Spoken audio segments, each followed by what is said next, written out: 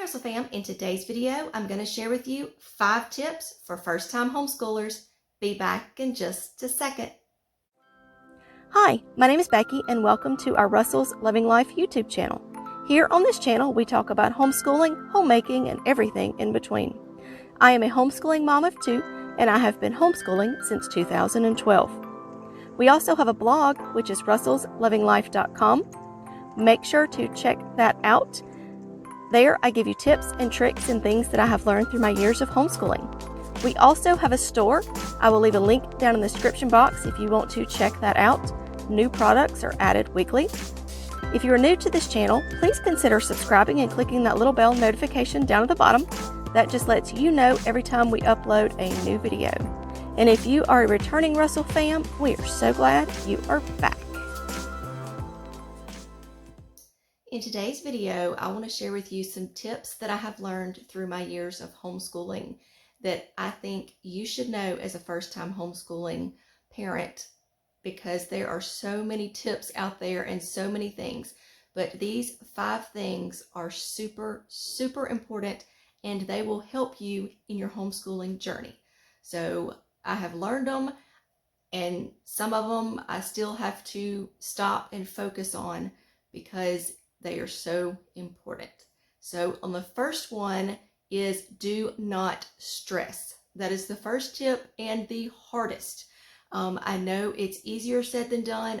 I have been homeschooling since 2012 and I still stress, but I have to keep reminding myself of these tips every year, every day that I do them.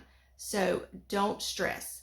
That is the hardest thing, but it is the most important. If you are stressed out, your children are going to pick up on that, and homeschooling is not going to be fun.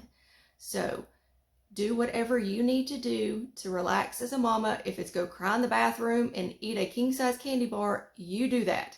Whatever you need to do to help you. But make sure that you do not put off that stress and your kids pick it up, because it's going to make homeschooling not fun.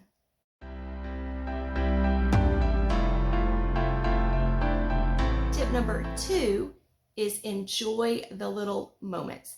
Now, I know that is hard to do because we are always rushing, always going. Let's hurry up and do this so we can do this. But you've got to recognize those little moments. When you're sitting there with your preschooler and they finally write their name for the first time, that is a little moment that you have got to enjoy and celebrate. There are so many little moments that if you are in a hurry, you're going to miss. If you see this light go off in your child's eyes when they get a concept they've been struggling with, that is a little moment. Enjoy the little snuggle moments you get when you're doing read aloud time. Enjoy the little moments, because those little moments do not last forever. I have one going into 7th grade, and I remember looking back thinking, we were just in preschool. Where did the time go? And now he's in 7th. So, I have got to focus, and I tell myself all the time is I've got to slow down and I've got to focus on those little moments, because those little moments are the most important. And it's that one-on-one time that you get to spend with that individual child. And those little moments are so special. So make sure not to miss those or rush through them. Enjoy every little moment that you can.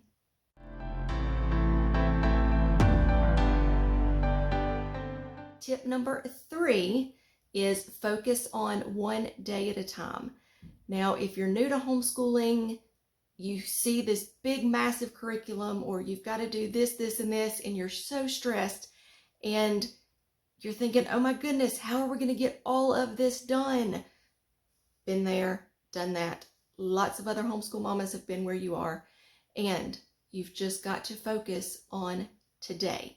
Focus on what you need to get done today. And if it doesn't all get done today, it's okay. Don't stress over it. The world is not going to end. It's not going to stop because you did not finish with math, reading, science, spelling all today. Okay, you didn't get it done. So push it over till tomorrow. It's okay. don't stress over it. It is perfect. So focus on what you can get done or what you got done in one day. And that's okay. It's going to be fun, but you've got to learn to take homeschooling a little bit at a time. That makes it so much easier, so much enjoyable, and it takes the stress off of you. So focusing on one day at a time is the best tip that I can give you, because from years of experience, if I look at the big picture, I get overwhelmed, I get stressed, but if I start looking at little pieces, one day at a time, okay, this is done for today. What do I need to get done for tomorrow? Or get ready for tomorrow. And focus on it little pieces at a time, and it makes it so much easier on everyone.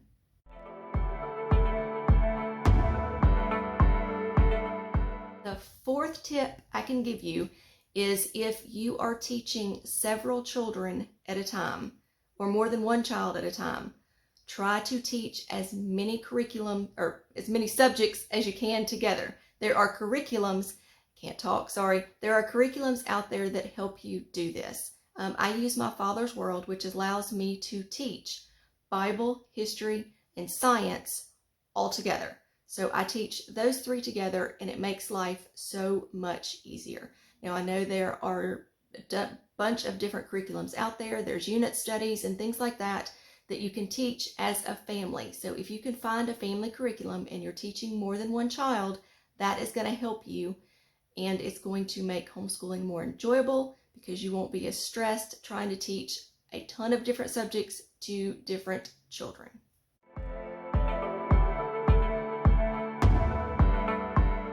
Finally, tip number 5 is to find a routine that works for you. Now, if you're a schedule person and that works better for you, find a schedule. But for me, a routine is what works the best, because I'm not stressing over, okay, we've got to finish this in this little window. And that has helped me. Now, if you're a schedule person, find the schedule that fits you. Our routine is we wake up in the morning, we eat breakfast, then I do some one-on-one work with my youngest. We do her individual spelling, math, and her language arts that we need to do like that. Then we come together as a family and we do history, science, and Bible. And then she goes and does some independent reading or puzzles or educational things like that. And then I start working on one-on-one with my oldest, where we work on his math and his language arts. And I'm trying to teach him to become a more independent learner. So what I do is I lay everything out that he needs to work on in his subjects. And then I will go do what I need to do as a mom, whether it is fold clothes, clean, whatever I need to do, but I'm right there close to him. So if he has any questions, he can ask. And that has seemed to help a lot in our house. That may be something that you can do, but just know that what works for me may not work for you. And I feel like I say that in every single video, but that is so important. I guess a bonus tip is going to be find what works for your family. Don't compare yourself, your child, or your homeschool to anyone else. That is the biggest mistake that you can make. It'll send you down a rabbit hole. You're thinking that you're messing up, you're not good enough, your child's behind, whatever. Just don't do that, because your homeschool is what works for you and your family. My stuff works for me, and it may work for you, and it may not.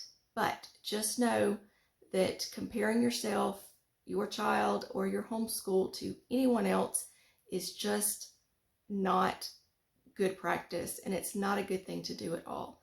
So listen to videos, listen to what works for other homeschool moms, and just do what works best for your family.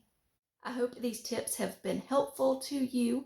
Drop me a comment if this is your first year homeschooling, what age group you are teaching or what age your children are, and what curriculum you're using. I love finding what curriculums new homeschool moms use and what age they start teaching homeschool. As always, remember to be kind, be careful, be considerate, and have a great day. Bye.